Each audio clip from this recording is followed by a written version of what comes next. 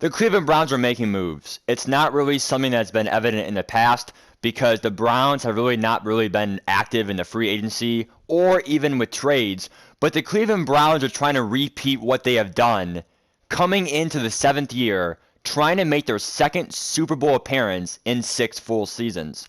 The Cleveland Browns made the Super Bowl in the first year, losing to the Seattle Seahawks with Bobby Wagner and Russell Wilson, who was a really tough matchup.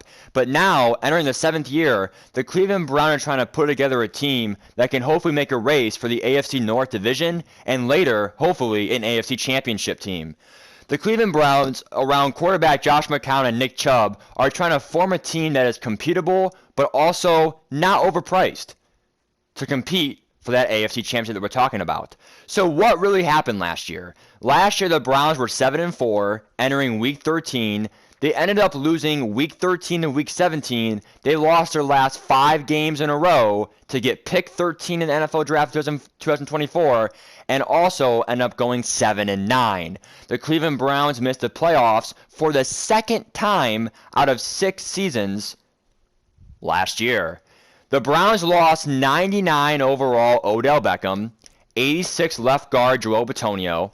They also lost right tackle Taylor Moton, 83 overall, and also they lost a free safety 82 overall Demarius Randall. However, some of these players have regressed.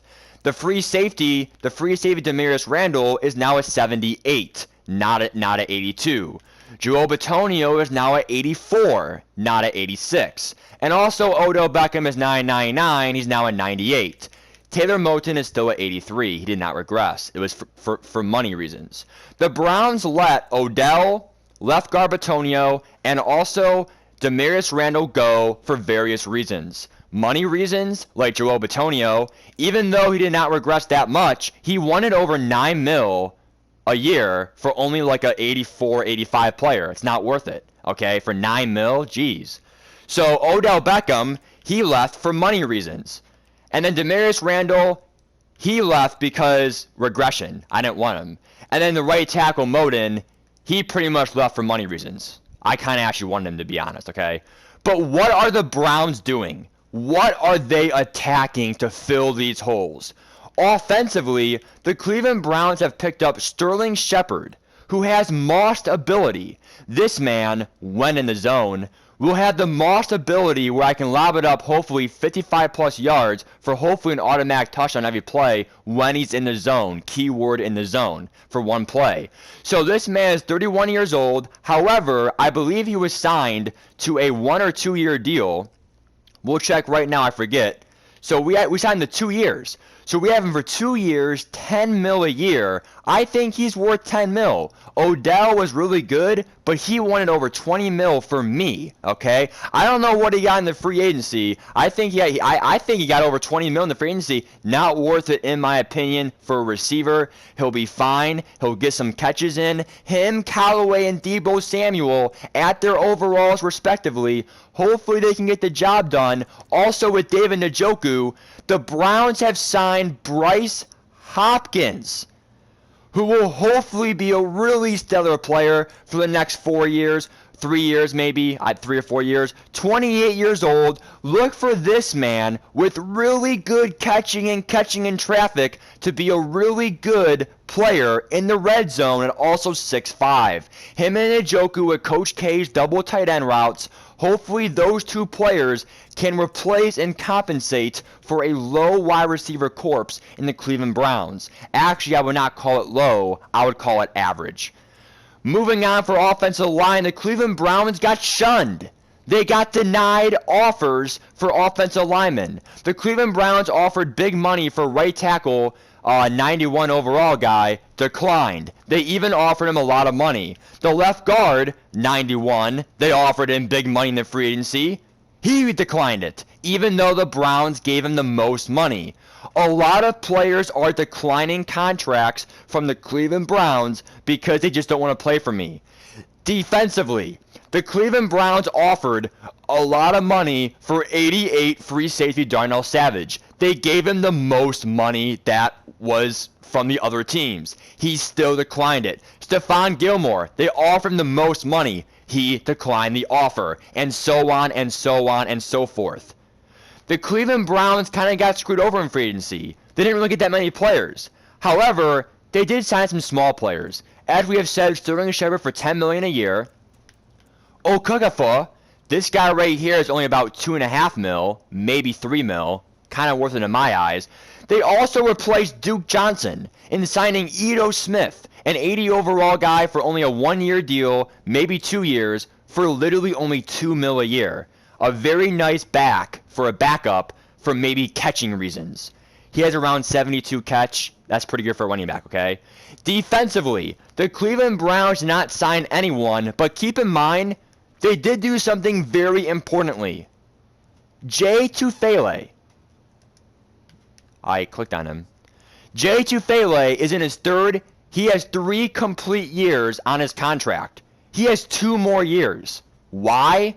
The Cleveland Browns picked up his 5th-year option, so now he will be with the Browns for 5 complete years. He was a first-round pick, I believe back in 2020 or 2021. I want to say 2021. Back in 2021, he was the 18th overall pick in the first round. Back when the Browns, the first season, they did not make the playoffs. This man will have this year and then next year to hopefully be a 95, 97 overall. 2 years left to pair up Myles Garrett on the same side. So they both have unstoppable force. They both have pass rush elite. It's OP, it's godly, it's great. Not to mention Nick Coe, who is an 86 overall, almost an 87 overall left end at only 25 years old. He got a 3 or 4 year contract extension. Expect the Cleveland Browns to have the best D-line in football for no joke the next 2-4 years. The linebacking corps has been alright, but they have faith. With leader Joe Schobert and also the outside linebackers, they think that they can get the job done for what it's worth. The cornerbacks and cuts. The Cleveland Browns have made a lot of moves with cuts. They cut 77 overall Duke Johnson, and they literally saved $2 million. That $2 million has been used to get a free upgrade Ito Smith for an 80 overall for $2 million. The Cleveland Browns have actually cut cornerback Ronald Darby. Cornerback Ronald Darby was an 83 overall superstar trait, but he regressed from an 85 to an 83. This man saved me over $9 million in cap space. What was the replacement? Actually, I don't have anything right now. So right now, the Browns are actually pretty low in cornerback areas. They may draft one in the draft.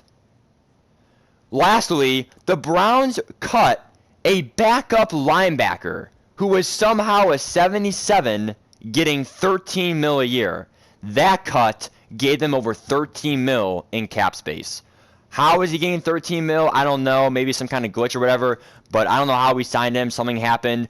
We saved $13 million from that one player. By cutting him for $13 million, Darby for $9 million, and also Duke Johnson, the Browns have saved over $24 million in cap space with those 3 players. With that, the Browns started, you can see in the screen, the Browns started their cap space with around 74, but then after we signed Ito Smith and Bryce and Shepard, once we sign, Shepard, Hopkins, the right tackle, once we sign those players, now we're down to $54 million in cap space. The Cleveland Browns still have a lot of cap space, and people are asking, Matt, why do you have that much cap space left? I tried. I tried to sign Darnell Savage. I tried to sign the left tackle, or left guard, okay? I tried to sign Stephon Gilmore. Okay, I tried to sign OBJ. They rejected my offers. The Cleveland Browns tried in free agency. However, it's not really a bad thing. I mean, literally, the Cleveland Browns are literally going to be okay. Because literally, I believe that if we save our money for next year, we're still going to be a good team next year. And here's why. When you look at the years remaining, who are the Browns losing next year? Backup quarterback does not matter. We'll let him go. 4th string tight end, let him go. This guy, let him go. Let him go. Let him go. Let him go. Or sign him to a cheap contract. Cheap, and boom right there, right? So the Cleveland Browns, with years remaining, only have to worry about Njoku. But Njoku, they're going to try to sign him, but if he wants too much money, I'm going to let him go because he'll start to regress soon. So Njoku and Cade Mays, the left tackle who was drafted with J2 Fele in round 2, pick 18, this man and Njoku are the only people the Browns are going to lose, but I'm just going to re-sign him. So the Browns have 2 complete years this year and next year with my team to really try to build a Super Bowl team. If the Browns do not win in the next 2 years, expect players to leave, the team to collapse, and in this 2-year gap, things are going to happen. As for now, I'm Matt Kennedy. I'm out. Expect another video on the draft. The draft is 8:30 p.m. tonight. A draft special is coming up next.